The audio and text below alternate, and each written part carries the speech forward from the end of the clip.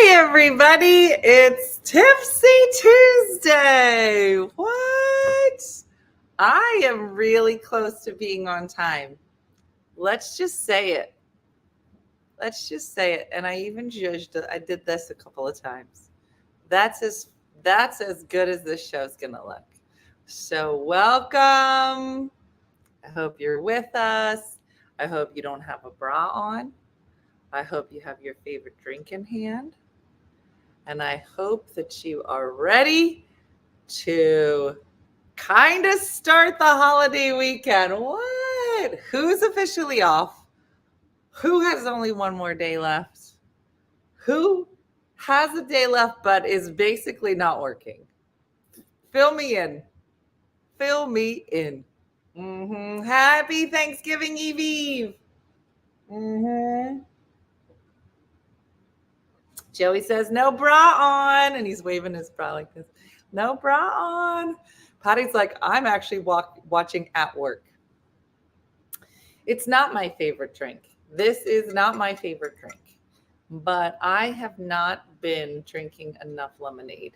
And so I have promised myself that I'm going to drink this and then drink this. So welcome to hydrating and dehydrating. What? Ray, no bra on here. Good for you. I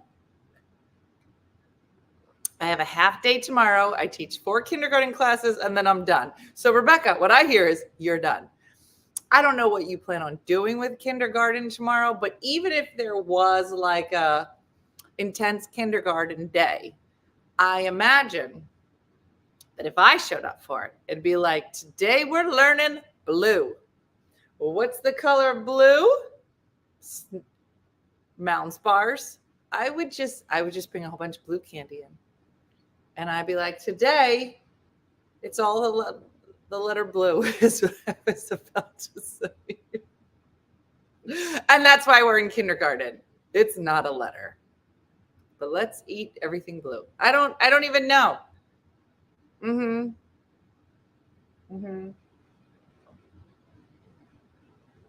I wish. Everyone else is off tomorrow. I'll be alone in my office and the day is going to drag. Athena, don't go. If nobody else is going to be there, how are they going to know you showed up? Am I wrong? How long would it take to make a life-size Athena cutout? Jody, write this down. I need an Athena cutout stat.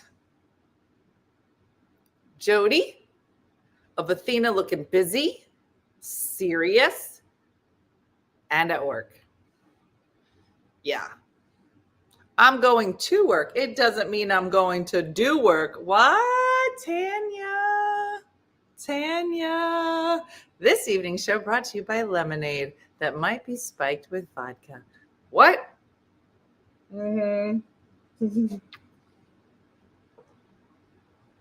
Jody wrote, an Athena fathead. Well, it would just be it'd be a fat everything. We can't just send her head to work. We're going to need more than that, Jody. Get on it.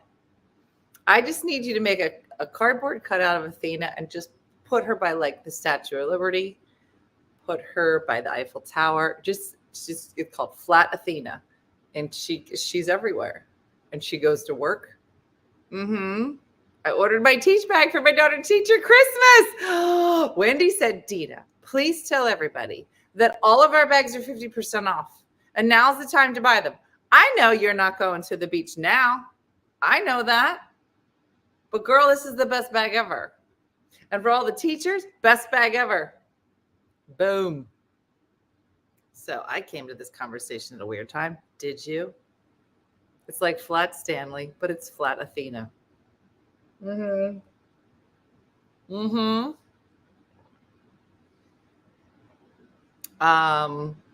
teach bag is the best.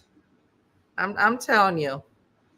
Why don't you sell cardboard, Dina? You know what? You're not wrong, Amber. It just came to me when I found out how much fun Athena will be having tomorrow at work with her fake self. Maybe we will.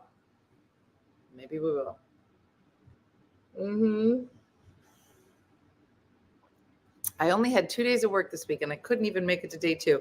I woke up this morning with a massive migraine. I had to call in sick. Now I get a 6-day holiday. Boom.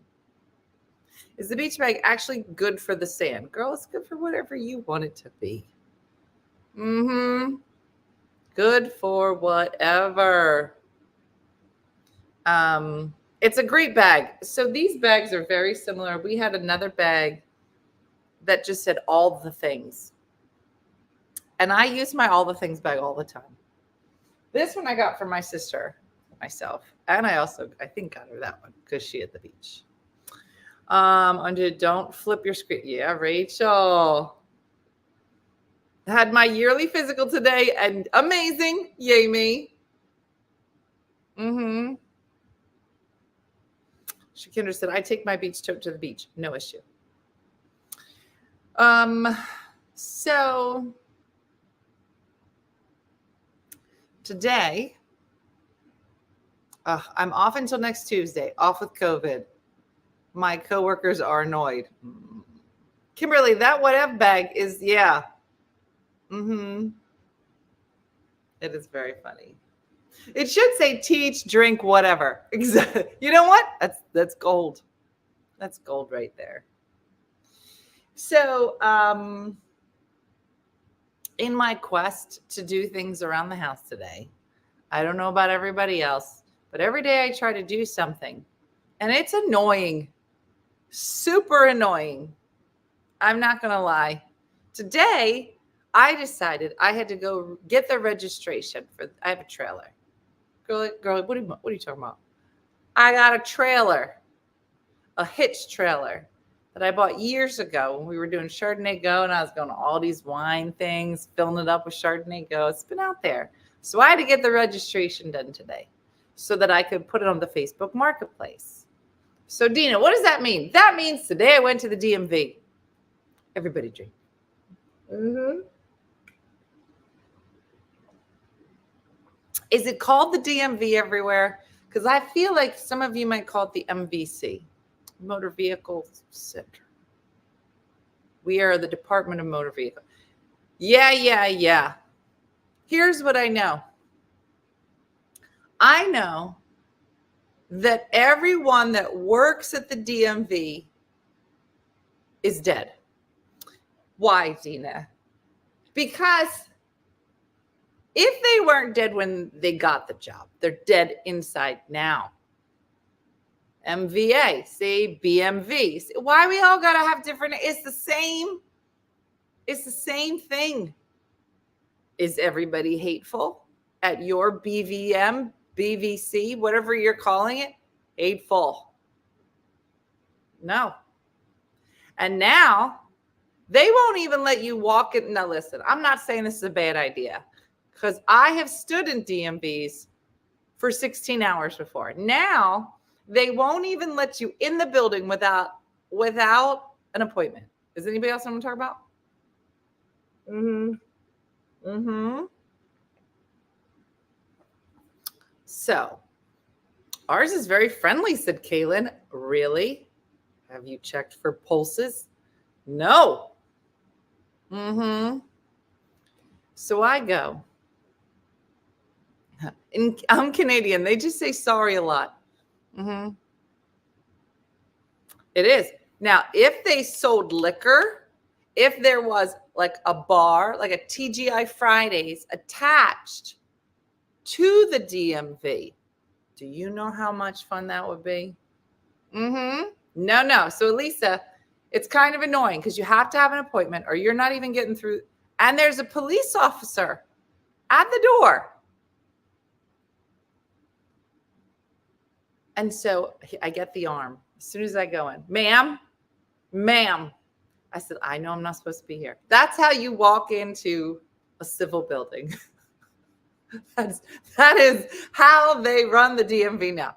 I know I'm not supposed to. I am not supposed to want to get stuff done. And I know that this building shouldn't help me. I understand that, sir. Here's where I am. I went online and I tried to understand what you wrote, but I don't. So All I'm saying is I just need to talk to this lady in the foyer on a rolly cart because I'm not allowed in the real building to just tell me what I need. Because here's what I know. Not only are the people at the DMV dead, but 2, whatever papers you walked into the DMV with, they're the wrong papers.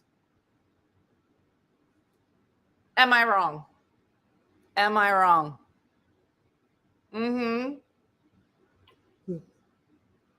When I go to the DMV, I see dead people all the time. That's what I'm saying. They are special police, not someone on the local force. I don't know, Tracy. They're real serious over there. And so I don't want to be the lady that gets an appointment 4 weeks from now. Now I can walk in with a passport, a pap smear, blood work, full mammogram, insurance, registration, report card from 3rd grade. I could walk in, x-rays, and they'll be like, I'm sorry. This isn't right. This isn't what you needed. I'd be like, what else? What else did I need? They were like, when you graduated high school, in your 3rd period English class, you filled out a form that was only valid in the year 2023. That's the one I need you to find. And you're like, are you positive? Positive. I'd be like, but that was probably like 1989. That was the one. You need to go back to Camden Catholic High School. I'm like, I think that section burnt down. It's not. They have it all. And you need to go get that piece of paper or we can't help you. So here's me. I go, listen, I know I'm not supposed to be here. Okay. I just need you to tell me. I just need a copy of the registration so I can put this thing up for sale. She says, here's what you have to do. You need to make an appointment. I said, I am fine to make this appointment. I will go make, I don't need to be here today. I just need you to tell me what I need. She goes, well, you need to fill out this card, go online, come back with this card, whatever. Fine, sure, I can do that. So I get my card. It's like a golden ticket. I take my golden ticket. I walk to the parking lot. I sit in the parking lot. I go, I'm making this appointment right now. So I go online. What's your name? Dina, Blizzard, address, email, VIN number. It's a trailer. It's a trailer. It doesn't have a VIN number. So I say, don't know. Submit. Here it comes. We don't recognize this VIN number. I go, it's because it's not, it doesn't, okay. It won't let you even make an appointment without a VIN number. I gotta get out. I get back out of the car and knocking. Hi, sir, remember? I said, I'm sorry. I need a VIN number in order to just make the appointment. So can someone help me with a VIN number? So now we start again in the lobby, lady on the roller cart. I said, I don't have a VIN number. I said, I do have the license plate of the trailer. Do you think you can give me that? She goes, well, it'd be on the registration. I go, well, that's what I miss. I don't have that. See the problem? Circle. It's just called a circle. She said, ma'am, you can get in the line. You can go ask for the VIN number, but then you have to leave and you have to go and you have to make the appointment for another time. Now, mind you, the place is open. It's open. There's people in it. My thing costs $5. I'm on the list. I don't have a title, Jan. All I have is nothing, and I need the registration. Fine. I get in the line. Now I got to start again with another lady who doesn't like me. So she said, what do you need? I said, well, the lady over there says, I need to get a VIN number from you. She goes, you should have the VIN number. I go, well, that's the thing. I'm trying to get it. It's on the registration. She goes, well, where's your registration? I don't have it. That's why I'm here. Circle. She goes, fine. Writes down the VIN number. I said, great. I am golden. I'm not even going to bother you. I head out the door and I'm putting it into the app. The VIN number that she gave me. Is this an O or is this a 0? Is that an L or a 7? On my way out the door, I say to the girl in the rolly cart, I can't read this VIN number. Can you read this VIN number? She says, well, that's a 0. So I put it in 6 times. Won't accept it. I said, listen, I don't know what you want me to do here. I don't want to be here. But I can't get an actual appointment without a VIN number. Can you read? She can't read the VIN number either. We go back to the lady number 2. She said, what are you doing here? I said, nobody can read the number. Fine. She gives me the number. I put it again. Doesn't work. First lady, rolly cart. Ma'am, just go get in the line. They don't even want to see me now. They're mad at me. They're like, you're causing a lot of problems. I'm like, listen, I don't want to be here either. It was a whole thing. A whole thing. Was she wearing hoops? No.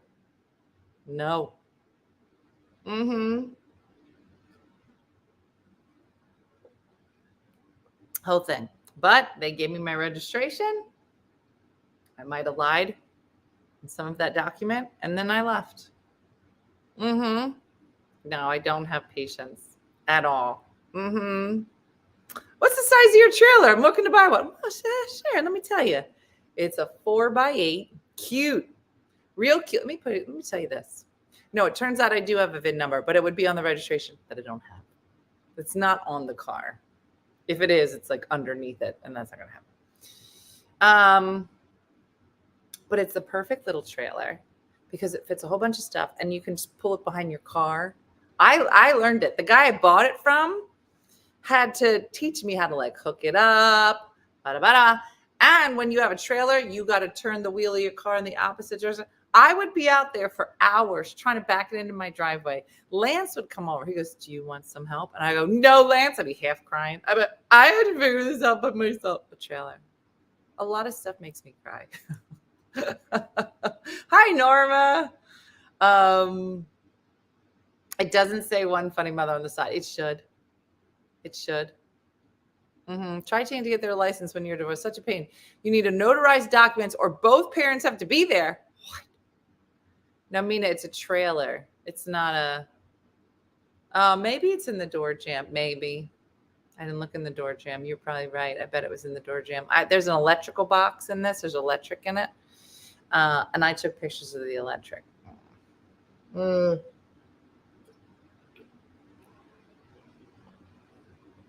Yeah. It was funny. So I did that today. My car broke again. And then it broke again. I'm at the point. Pieces of my car just going to start coming off. And I am just not ready to buy a new one. You want to know why? Because I already own a home. Have you looked at the price of cars? Anybody looked at like I should no, it's not a camper trailer. It's like a baby trailer. Let me show you. It's super cute. Oh, look at her. She's so pretty. Look at her. Look, that's her. Look at her. She's adorable. What's the story with your glass jar drinking glass? Lori, thanks for asking. I have kidney stones, and they don't like lemonade. And so I drink 4 of these a day. Why? Because it's the biggest jar I could find in my house. And if I used a regular glass, I'd have to drink 16 of those. And that feels like a lot of trips to the sink. So I found this. And what are you doing with this cute trailer? Lisa, this is from when I had the Chardonnay Go, selling them out of the trunk of my car.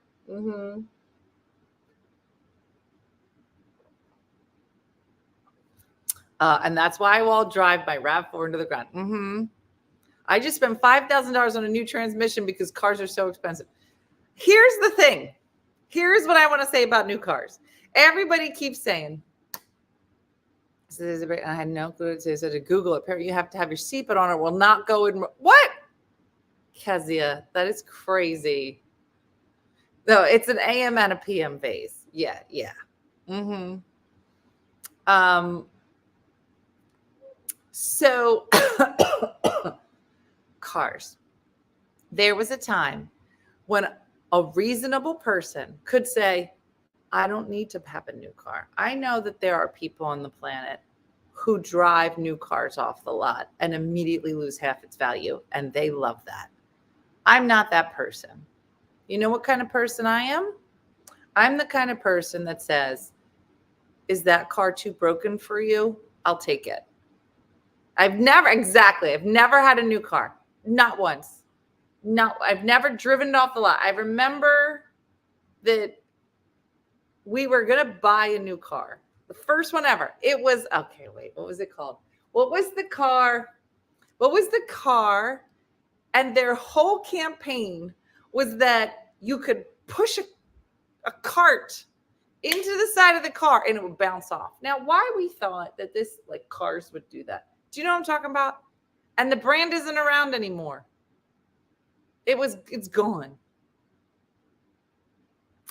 What was it called? Oh, I know this is hard. What was it? Saturn? Was it Saturn? All right, you all seem to agree it's a Saturn. Okay, so it was a Saturn.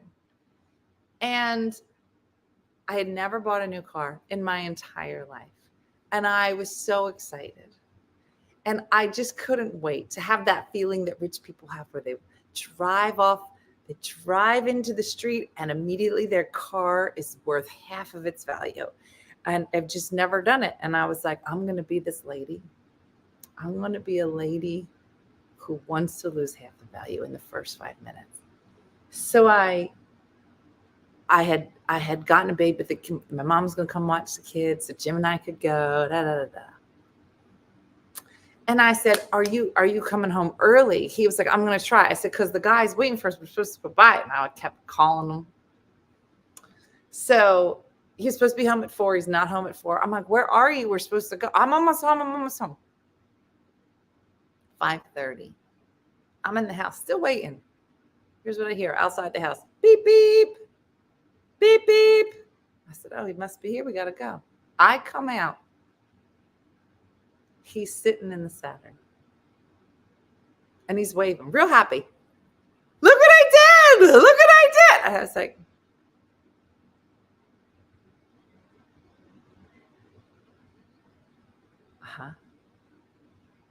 He was so happy.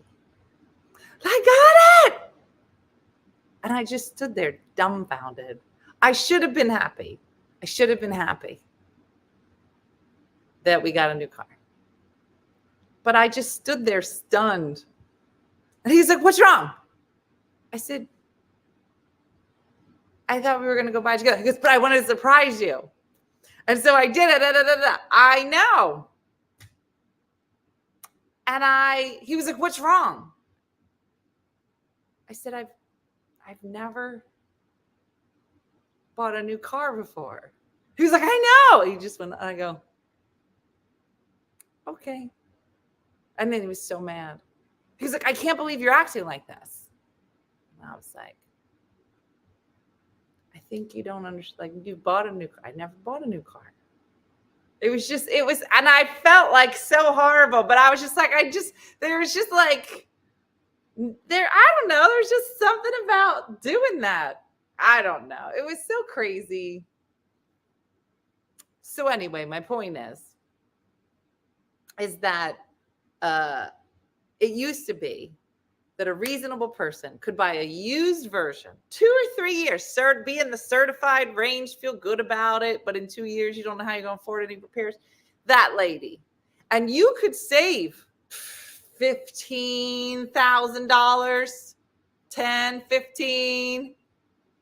It's amazing. Today? Oh, no. You know what it is now? How much is this car? This car, used, I can get you in this car for $24,000. You're like, $24,000? how much is that a month? How much you got to put down? You're thinking. He's like, or you could buy new. I'm like, well, there's no way. If this is 24, I can't afford it. Yeah, the new one, 25. I said, 25 what? 1,000. I said, but you just said the used car is 24,000. That's what it is. I said, what are you talking? Why would I buy the used one? He was like, exactly. I was like, this is what they're doing. They're just jacking up the prices of all the used cars so that you gotta buy a new one. And people are like, well, it's only $1,000 more. I'm like, I couldn't afford the first number you said. Well, now you make it. I only had new cars prior to the RAV4. I love new car smell. Yeah. It's horrible. So today, my car started saying, well, the other day, my car started saying it needed coolant. Now, I'm the kind of person who likes to say, how serious are you, car? And not do it right away. I want to know if this car is a complainer and it's just looking for attention, or if it's really going to blow up. So like if my car says, you need oil, I'm like, now? Or like in a month? Most of the time it means now. I can tell by the smell. So I started getting this note that says, Dina, something's wrong with your coolant. And I was like, okay. But it kept saying it, and like often. I don't know if your cars do this with like lights. It'll just be like, you should stop driving, that you take no care of your car. Yeah, my car says I need gas and air. Mm-hmm. Does she answer you? Yeah, she stops moving. So today it was coolant. I don't know where the coolant goes. Had all these directions. And so it tells you in the car, you could like toggle through the manual. It's real old.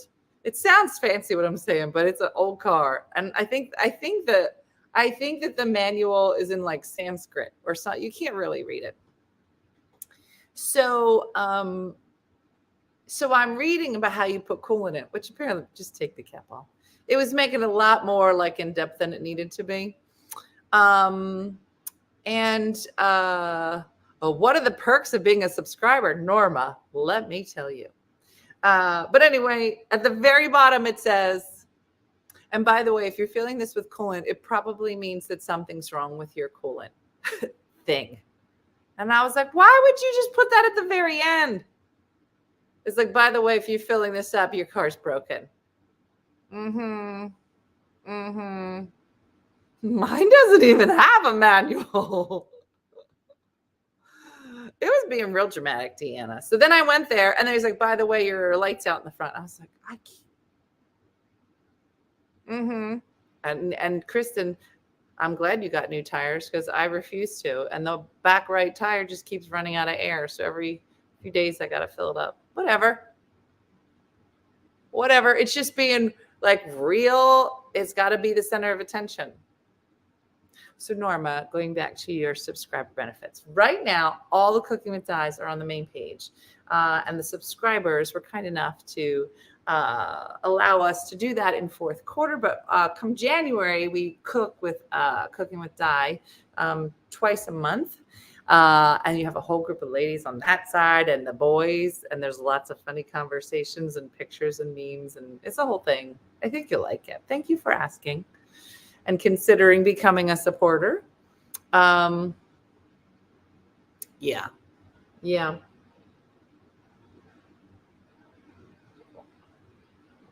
I need to get my winter tires on. That sounds so sexy. That they'll dry rot before I wear them down. Wonderful. All right. So we have a guest tonight coming on in about 10 minutes that I'm super excited to introduce you to. But I thought that we would do some Thanksgiving trivia since it's a holiday. And I found some really weird ones. So I wanted to see if you guys can get them. So here we go. Because you should know some trivia. I'm not going to start there. All right, here we go. All right. I don't know how you would even possibly get this question. Here we go. How many women? You're like, all right, 1, because she does everything. How many women are said to have been at the very first Thanksgiving? Now, this is going to be a trick question. It's the very first Thanksgiving. How'd I know? Who came up? Tanny says 14. Renee says none. One woman and 20 men. 3, 10, 49. All of them. 3. I have no clue. 6, 3. None. Lori says 20. Tanny's like, listen, I'm gonna be honest. I'm not that old. Maybe you guys were there and you're counting each other, but I wasn't. I'm very vibrant. None, because they were all cooking in the kitchen and none of them were able to attend. You're not wrong. All right, here we go. The answer, 4. How you notice? Although reports vary, it's fairly certain there were only 4, maybe 5 women at the first Thanksgiving. This sounds like a farce. Who was cooking all of it? All of which were married to men who were part of the first group of settlers. Eyewitness accounts. How are you going to say an eyewitness account up in here right now? This is some good housekeeping. They say there were 22 men, over 25 children and teenagers, in addition to those 4 women at the celebration. There were originally more women on the voyage over, but according to history.com, 78% died on the journey over and during their first winter from disease. Well, that was a happy topic. Yeah. Whose eyes? Who were the eyes witnesses? Because 25 kids, 6 ladies. That's a lot. All right, here we go. Okay. According to the Guinness Book of World Records, how much does the heaviest turkey on record weigh? According to Guinness Book of World Records, how much does the world record turkey weigh? Now remember, this is a turkey, a real animal. Here we go. The first one, 31 pounds, 55, 50, 50, 73, 210. Jennifer, what are you drinking?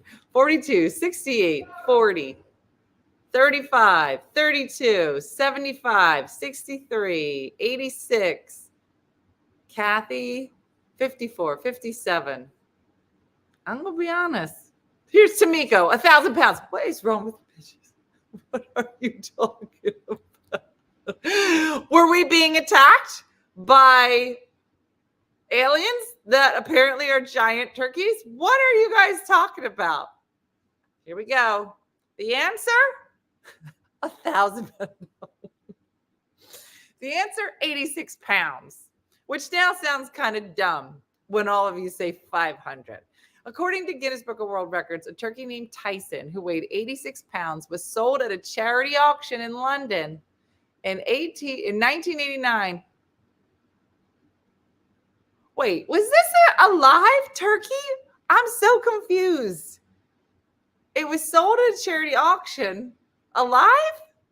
I don't know. Somebody paid almost $6,700 for a dead or alive 86-pound turkey in 1989, which is ironically too close to being reasonable. For comparison, the typical turkey for Thanksgiving weighs 15 pounds.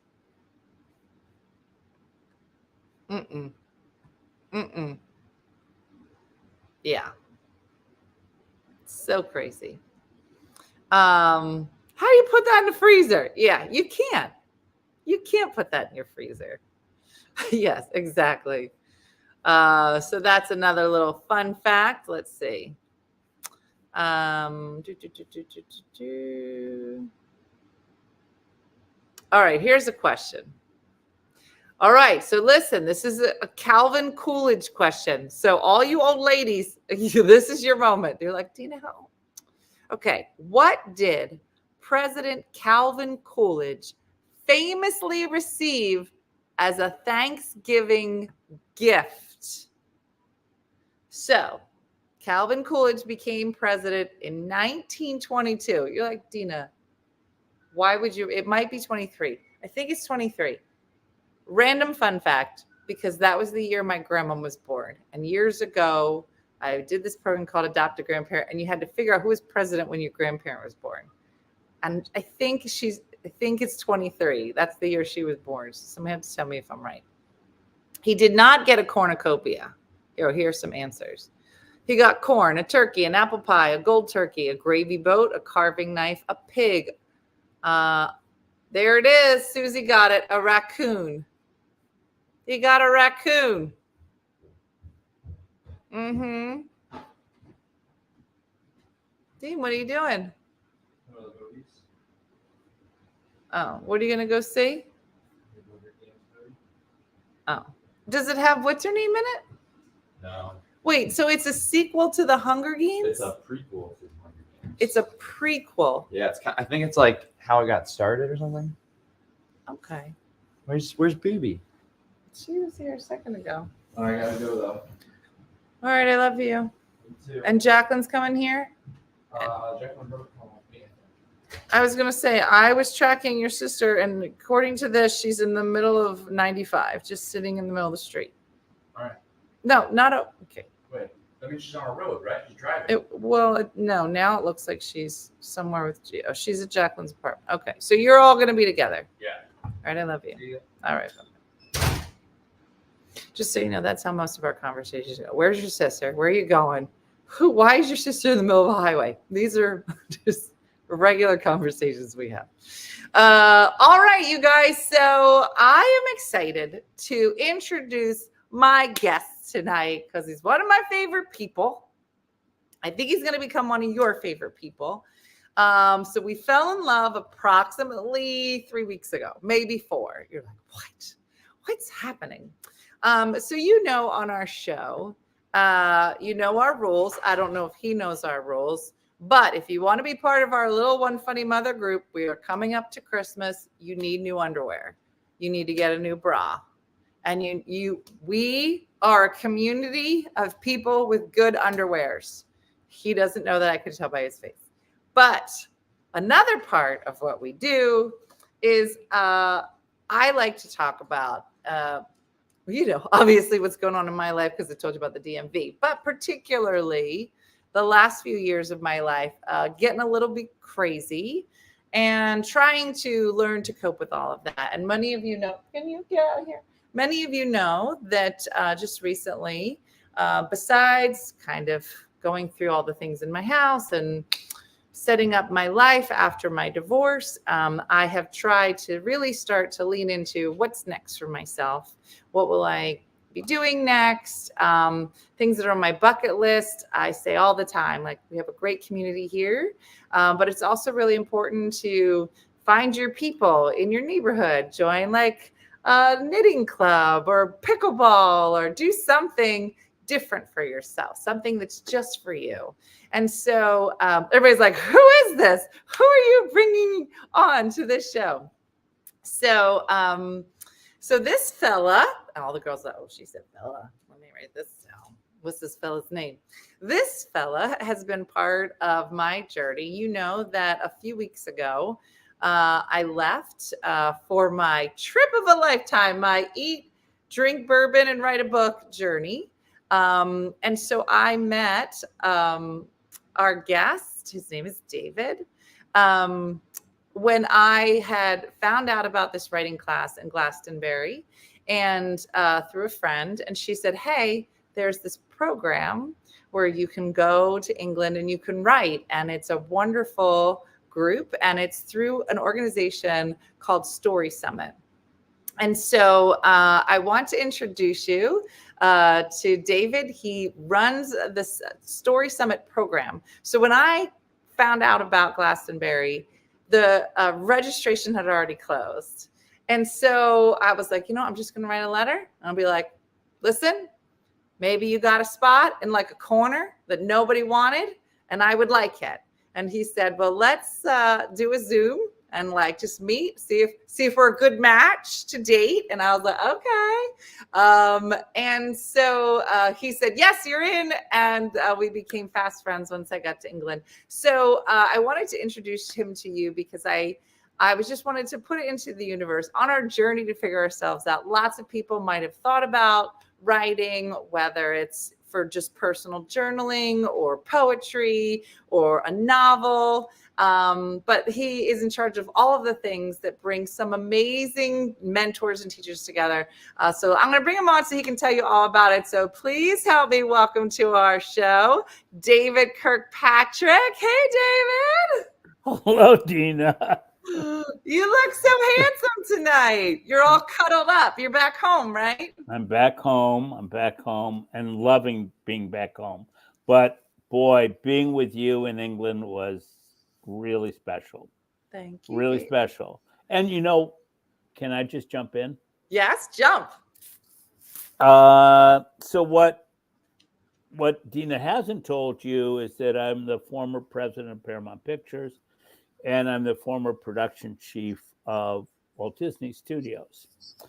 But the interesting thing about what we do at Story Summit is we really try to help emerging writers find their voice, their confidence, and to be able to move forward with a platform which is their story.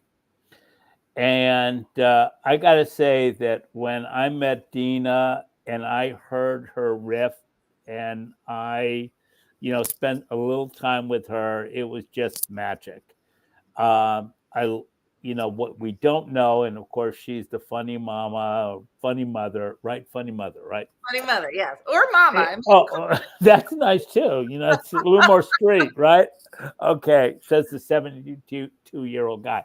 But the wonderful thing is that she is just so present in what she does and what she's writing, which is maybe we'll call it a memoir. Yeah, is not only funny but very poignant and profound.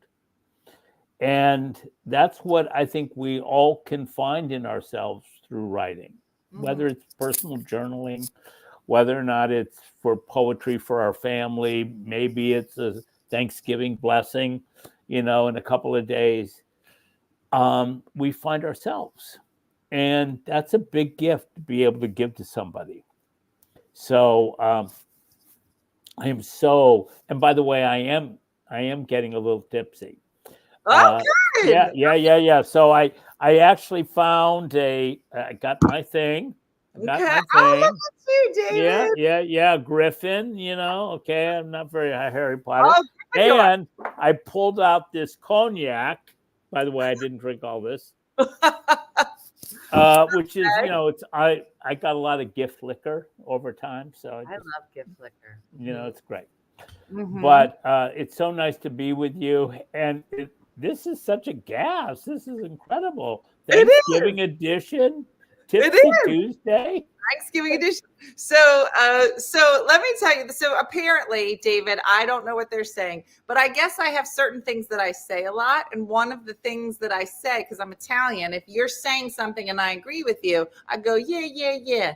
But apparently you just said, yeah. And all the ladies are going nuts. It means you are meant to be part of our group. Oh, thank you, ladies. Thank you. And by the way, I've got pretty good flannels on. They're not new, but they're from 2022. And so now I'm going to go, hopefully I'll be invited back sometime and I'm going to get some more underwear. That's your profile picture. Yeah, you're definitely going to be invited back for these ladies. All the ladies are like, you're in. Welcome, David. We love you. Thank you, ladies. Thank you. Think you just got yourself a couple of girlfriends, David. You know what? You can never have too many friends. He is girls meant to and be boys with and everything. Yeah. So David kind of brushed over his massive resume with Disney, with Paramount. He has such a wealth of experience. Tell everybody how did you start Story Summit? Because this was during the pandemic, right? We, honest to God, it was crazy.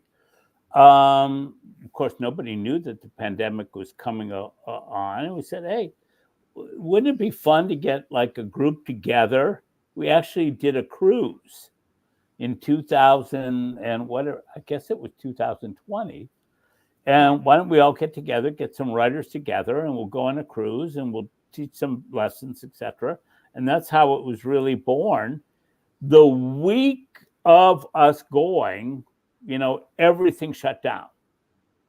And there, of course, there were these like yachts or these cruises that were out and like quarantined because somebody had COVID. But we still had 100 people who came. Wow. And a week later, everything closed down. And we've had a couple of really cool summits, very responsible. Nobody ever got COVID in Cape Cod, in Santa Fe. Our most daring one has been Middlewick, which is in the UK. And we've had one in the Cape Cod. But we really wanted to start because writing is very creative. It's very solitary in most cases, unless you're in a writer's room. And we wanted to build a community of support around people who were working on specific projects, who could come and be a part of either online or retreats. So, and we don't deal with slackers. We don't deal with teachers who teach but really have no idea about the really professional world. We have published writers. We have fantastic people who write screenplays and television, including Marta Kaufman, who created Friends and created Frankie and Grace and Frankie, which is the longest running thing on Netflix. So amazing. And so we've had really wonderful people. Last week we had Bonnie Garmis, who, if you don't know about her, she's incredible at 60 fucking 4. Can I say that? 60 effing 4. Sorry. Oh, sorry, ladies. Sorry. We've already seen your crotch, so it's okay. fine. Okay. Over the hump. God. Oh Lord. She published her debut novel called Lessons in Chemistry. It has sold to date worldwide 6 million copies. Wow. She's been on the New York Times bestseller list for 81 weeks. She's a phenomenal, down-to-earth, funny, smart woman.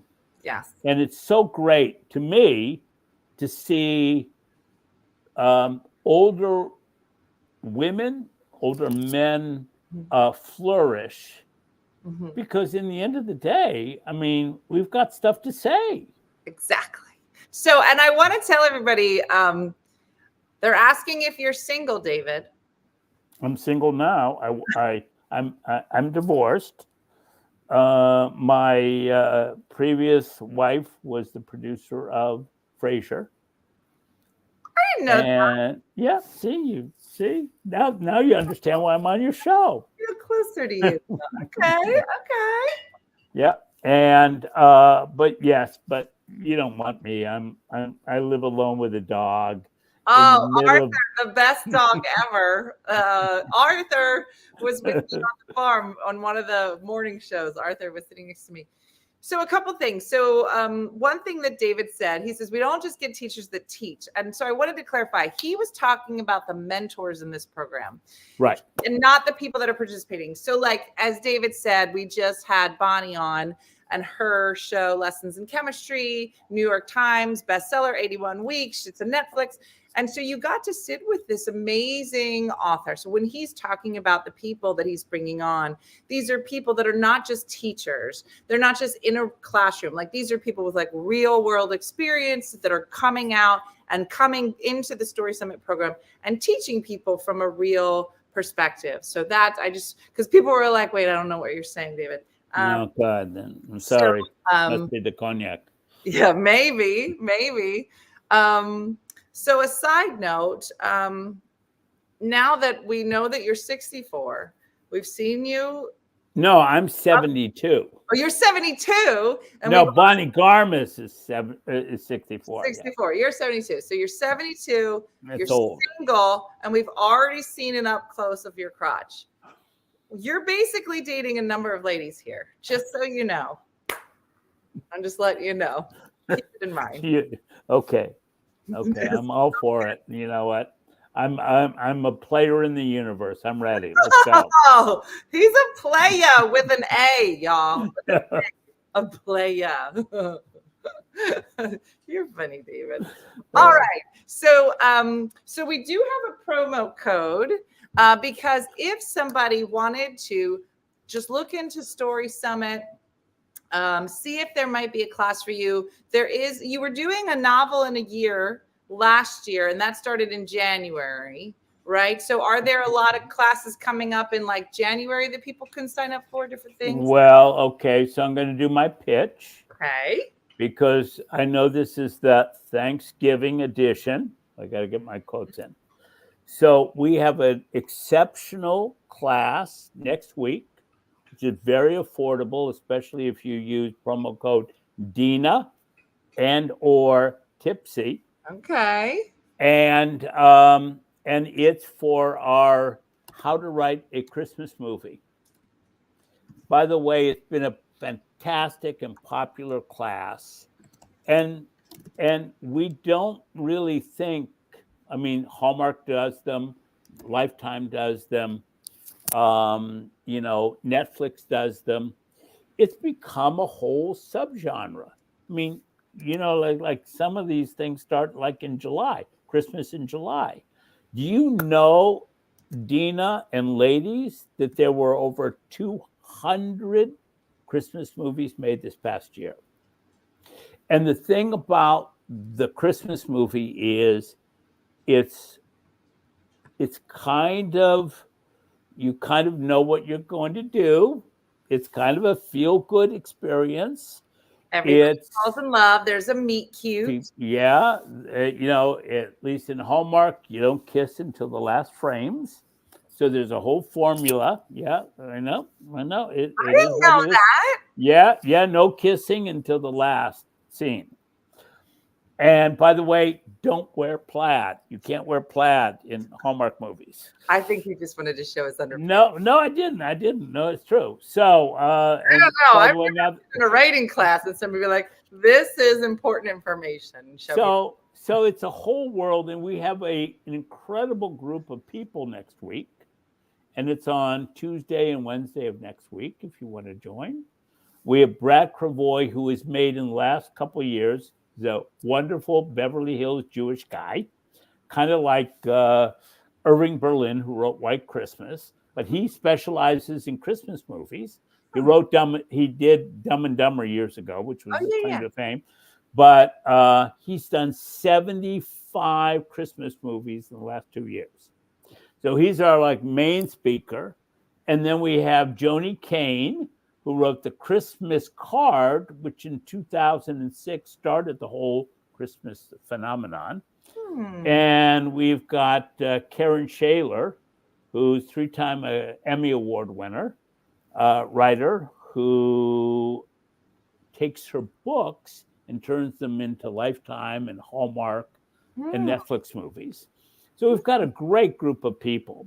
And so if you want to come, I mean, I don't know how you do all that. I did. I put it in. I put it in the comments. So it's storysummit.us is the website. If you go there, you'll find this How to Write a Hallmark Movie class that starts next week, plus a host of other programs that are coming up throughout the year. So even in the short time that I have been working with Story Summit, which is probably 2 months, 3 months, maybe I'm not sure when I texted you. And I signed up, for the emails, for the updates. And so every once in a while I'll get, something that comes through my email. Hey, this class is starting up. And you're like, hey, I didn't even think about a class like that, but that sounds really interesting. I'm horrible at script writing. I wrote a sad script for my writing class and everybody laughed. Well, and it's tough. That's tough, but we could help you. So here's a question, David. Yes. It's a serious Yes, question. Dina. Yes. Okay. Um, Serious. I would can you imagine. ever appear on The Golden Bachelor? What is the Golden Bachelor? David. Okay. They would take an eligible, handsome, intelligent fella. I don't Yeah. know if you know any. Yeah. And they put him in a castle. This is going to be hard to explain. And then there are women. I think that the age cutoff, I think it was 60 plus. So, Wow. So yeah. golden meaning like the golden years. Golden years. Got it. They just had Got the it. guy Cherry, and there was started probably with 20 ladies, and then he'd go on group dates, and then slowly narrow it down until there's only 2 left. I am there. I get it. I'm there. I'm such a ham. That would be so fun. I sent you a thing I did with Howard Stern. You know I didn't who even he get a is? chance to watch. I Yes. know you don't. You're a busy I'm lady. gonna actually. But no. But I want to see it. But yeah, so if I can woo Howard Stern, I can woo some ladies, I'll tell you. Oh, wait, they've already started Googling you. It said you sold your first screenplay at the age of 16 to Paramount Pictures. Tell that story. Oh, well, yeah. I didn't know what I was doing. I was a kid in Ohio. This is just what I mean by saying we're all writers. I love movies. I was a kid in Ohio. I wrote a script. I actually knew what a script was. Mm-hmm. And it was 120 pages, and it was a comedy. And so I guess I needed an agent. And it was a comedy about a young girl coming of age. Why I was writing it, I don't know. But I did. I got, and in the event, so I had this voice like this, I mean, it was like it hadn't even changed. My voice hadn't changed. And I sent it to somebody I'd seen in the New York Times who was an agent, a young agent named Jeff Berg, who ultimately became chairman of ICM. But he was 27 and I was 16. And I sent it to him and I said, I think this script is funny. I think it could be commercial and you should consider representing me. I was 16. So Jeff Berg calls on the phone and he talks to somebody like this on the phone. And he said, how old are you? I said, well, I'm 16. He said, can I talk to your dad or mom? And he said, listen, I'm interested in signing your son, but you're going to have to sign off on it because he's underage. He has to be 18. So I signed a document, an agency agreement with ICM, with Jeff Berg. Mm-hmm. And 2 weeks later, they sold the script to Paramount Pictures, who was looking for offbeat comedies, et cetera, That script put me through college because ultimately it never got made, but it's called The Angel and Evie Malloy, and it kept getting optioned again and again and again. It was optioned by Fox. It was optioned by Warner Brothers. You would think that they would know. I mean, it helped me get through college and start my career. It's amazing. So listen, even on the whole trip in England, if David was talking, there would just be people just sitting around just listening to his story. You're such a good storyteller. I don't know. Thank you, Dina. But I had a couple questions. So people were asking, what part of Ohio did you live in? We have people watching from all over, and we have Wow. Yeah. No, I grew up outside of Akron, Ohio, in a little town called Hudson, which was about 4,000 people. And where are you now? I'm in central Massachusetts.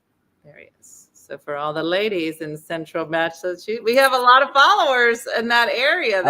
That's great. You're an East Coast gal. Yeah, you might have to attend a Dine with Dina and David. Whatever you want, Dina. I'm yours. I'll do it. And we organize a lunch or dinner, and you could be a part of it. Mm-hmm. God bless you. I'm there. Next question. Do you have your own good recipe for meatballs? This is very important. No. I'm sorry to say I really take great integrity in my work these days. No, I'm not a great chef. Okay, so now you may Okay. know this saying I'm going to ask you because you're a writer, but I'm going to ask you anyway. Here we go. I'm more than just a writer. You are a lot of things. Do you know what a meet cute is? Yes, I do. Of course. I've only been doing it for 50 years. But you know that most people who are not right, like if you ask any random fellow, they have no idea what a meet cute is. Well, guys don't know. Do you want me to explain what a meet cute is? I would love to hear your take. I hope it involves you standing up again. No. I think we've had enough of the plaid, And next time I'll get new ones. New ones. I'm ordering new ones on Amazon tonight after we hang up. But a meet cute is a bigger than life moment between a guy and a girl in a romantic comedy. It's clever, it's witty, it's classic. We have somebody on our Christmas show, Jeff Arch, who wrote a wonderful rom-com called Sleepless in Seattle. By the way, we've got great effing people. I know I can't use the F word, but we have great effing people. And the meet cute in that show doesn't happen until the very end. The very last scene. Very end. But what a meet cute. And it's so funny because it's literally my favorite movie, David, to the point where when we were in Seattle, I went down and walked down the end of where the house is, and I took a picture of me in front of the house. I love everything about it. It was there? It was there. I was in Seattle doing a show, and I stole away, and I went to the pier where the houseboat is. Wow. And I took a picture. Loved it. But I just rewatched it, and it was so funny because I've watched that movie a million times.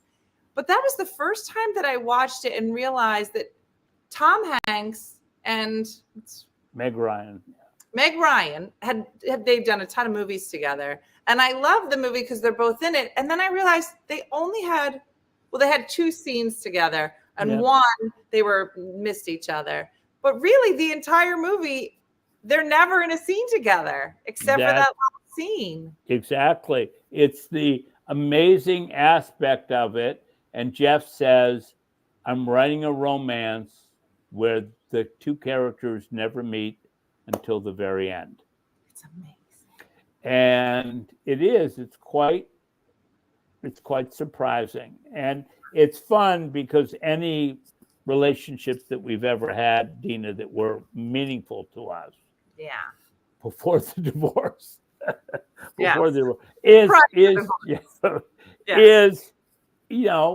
can look about how all the moments that led up to are actually meeting.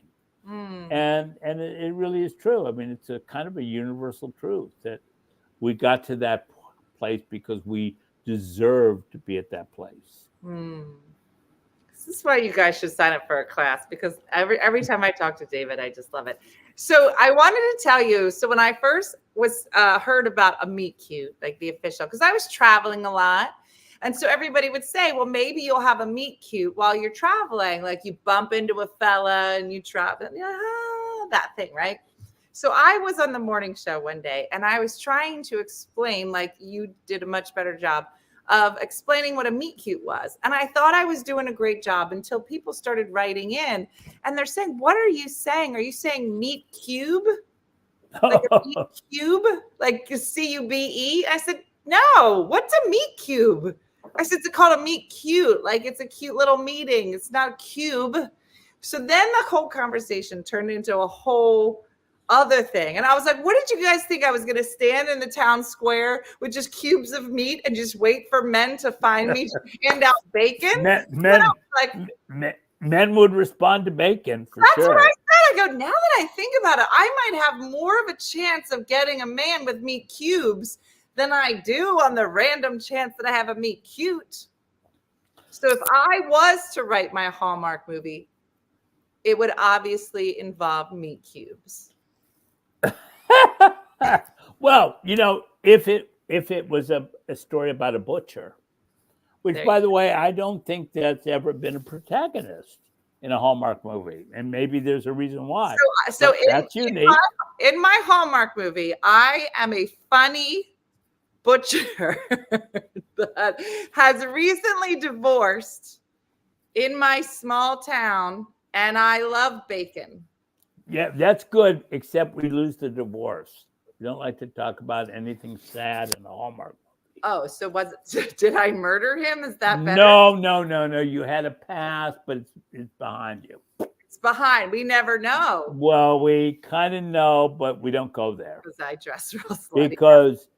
Because one of the important things about writing or anything, Dina, is putting the energy of the story in the right place.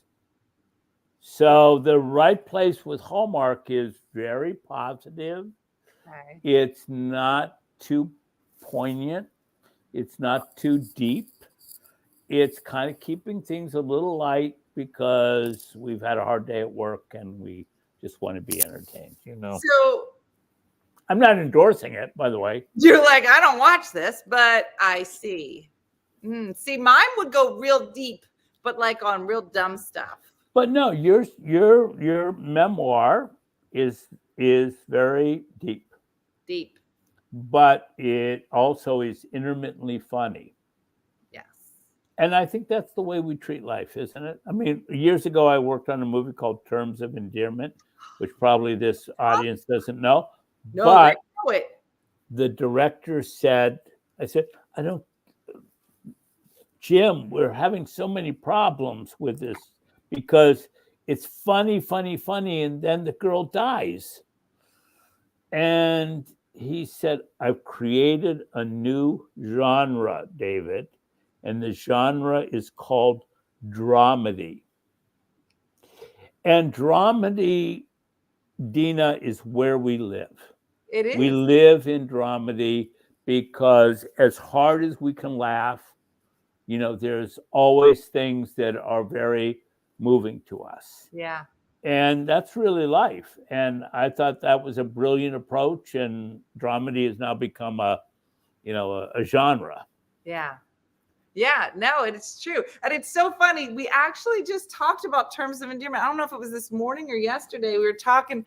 My mom walked by and she had like a plastic hanger in her hand. And then I yelled, no wire hangers. And I worked on that movie too. Isn't that Terms of Endearment or no? No, that was Mommy Dearest. We didn't know we were making a comedy when we made Mommy Dearest. So you worked on Mommy Dearest? Yeah. Was she crazy on set? She meditated before in her car. She had a driver before she came on. It was a tough thing for her to do. Yeah. But the interesting thing is that Frank Yablans, a producer, in his contract said he didn't have to preview the movie. And so we thought we had made this incredible drama, very Hollywoodish. And so he was in Italy, speaking of Italy, he was in Italy when the movie first came out. I'll never forget. We were in Westwood and we went into the theater and people were howling, no more wire hangers, no more. And we thought, what the hell? And we get on the phone to like Frank, who's like 5 o'clock in the morning. We say, Frank, well, the studio, the theater is packed, but they think it's a comedy. And on Monday morning, we had to change the ads to say no more wire hangers. But because people thought it was a big campy effing comedy. So funny. It's funny because I don't really remember too much of the movie, but that scene. Yeah. And I don't think Faye Dunaway, God bless her, ever got back into the graces of Hollywood. That movie sort of destroyed her. Yeah, because it was scary as anything. So, well, listen, David, Thank you. now listen, David was in a class. He had to leave his class to come here and talk and get drunk with us. And are you going back to your class? No, I'm done. You're done. Okay. I'm done. Well, we're going to have come on another time with more stories. Okay. Thank you, Dina. And new pajama bottoms. Yes, absolutely. But don't forget this Christmas class. Yeah. I'm really pushing that. I'm going to put Story Summit again. Go ahead. The Story Summit. And if you want to come, it's less than $100, but put in Dina and or Tipsy. And you'll get the discount because we love Dina. She is our goddess. And by the way, I don't know if you know this, but she's going to be an award-winning storyteller. And I really do believe that. Thank you. So I'll get off because you guys have other pajamas to share. We don't. Most of them are about to go to bed. How do you go on one of the retreats? I don't see it on the website, Katie said. We are going to go to England next year, and we are going to do probably another one as well. We just haven't set it up yet. Yeah. And they're always adding new classes as well. So make sure you sign up for the newsletter. It's not a lot of spam. It's like newsletter is great. We only do a newsletter once a week. And there's all kinds of discounts and promos and all that kind of stuff. And it's a wonderful community. Like I said, my one girlfriend is in the Novel of the Year program. So that started in January. I know that they've done like a memoir in a year. So they have lots of different lengths of programs. Some are long, some are a few weeks, some are just a few days. So there's lots of different options. So go to storysummit.us. To find out about those programs, and then you can, stay up to date with what they're doing on their newsletter. So if another big retreat comes, you can check it out. But there's lots of different options. So there's the Hallmark writing coming up, but there are lots of different classes. Yeah, there's protagonist classes. There's free classes. We've got a lot of free things. We really support the notion of mental health for creatives. We're dealing in liminal space. It can be very difficult sometimes between reality and what your story is. And so we have a workshop every month for women called We See You, We Hear You. And for guys, Brave Hearts, in which you come and we talk about issues. It's fun. We do prompts. But it's also building a community of just compassion and love and unity. So it's good stuff. And lots of people are asking if the classes are online. Yes. So all of the classes are super easy to attend. They'll usually always put like Eastern Standard Time and Pacific Time. So for those of us that are like, where are you coming from? But so many of the classes, I know, even when we were together, I feel like everybody was part of a writing group of some kind already. So I was new to it. I don't have one yet, but there are classes where that's part of the class is that you are assigned to the small group and you kind of work together. So there's an accountability and all of that, which I think is really helpful. So kudos to David. He started the whole thing, and these are all of the amazing people that he's met along the way. So it's a really quality program. So I'm glad. And thank you. And when you take me off, can I still stay for a couple of minutes and watch you? Yes, you can. Okay, David, cool. You can stand up again, whatever you need to do. No more standing up. All right, you stay there. I'm going to say bye to everybody. Don't go anywhere. Thank you. So many thanks to David. Wasn't he great? Literally everybody during my time there was so wonderful. And I really don't consider myself a writer. It feels like something I should be doing. So I really try to honor whatever my gut is saying. And the group was so lovely because everybody had different interests, writing different things. But part of the program is, reading what you wrote. And that's can be hard for some people. And maybe you want to write to just kind of go through your own head and just get it out. Maybe you need to be reading to other people and getting over the nervousness. I remember the first 2 days that we were reading, I was so nervous. But everybody was super supportive, and coming from so many different backgrounds, I think, which is really nice in terms of an online community. All of us are really busy, so to find people that like what you like is great. So whether it is writing or whatever hobby or pickleball, I love that you're all here and that you're all able to be a part of our community. But if you get a chance, lean into something that is just something that you find joy in, because there's this program with Story Summit, but lots of other programs online as well. So it's great. So this is my gift to all of you for watching all year. And I feel very thankful to have all of you here. This is our longest running show, is Tipsy Tuesday. I think we're probably in our 7th year, which is a lot of drinks. But I do hope that, the people that we get to bring on and introduce you to, help you on your journey, wherever it is that you're meant to be. And I know that the next few weeks, all of us are going to be so sidetracked with being wonderful for our families and making the food. You're probably making some food now, or you've decided to nap. But the next few weeks, always historically for most women, is about us making sure that other people are happy, and that's wonderful.